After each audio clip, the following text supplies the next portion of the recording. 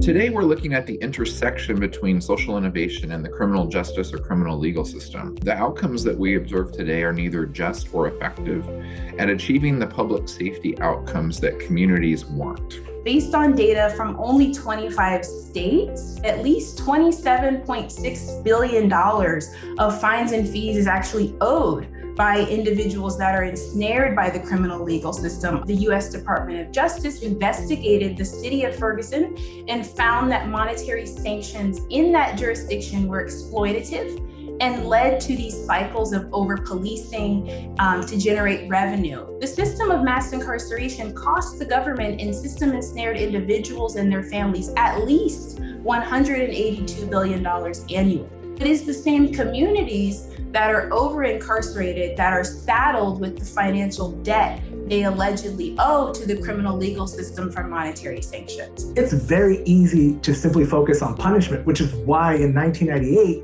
we had 23 youth prisons in LA. We weren't doing the work on root causes. We were criminalizing young people for their trauma. The majority of young people who were entering the criminal legal system, 80% of them, even at that time, were eligible to be diverted, meaning they were being arrested for things that white kids on the West Side get sent home for. And yet we were channeling Black, Brown, Native folks into a broken, harmful system that literally was reducing their ability to have any type of economic mobility. An anti-racist economy in America really boils down to an economy where racial disparities don't exist in the areas of education, employment, ensuring folks just not have access to living wage, sustainable jobs, but career pathways, as well as compensation and benefits parity. Zip codes determine the ability for someone to really access opportunities and leaders up, engage employers to generate transformative career pathways that spark mobility, education, mobility, economic mobility, and the creation of wealth. Really ensure that this tremendous amount of talent that is being untapped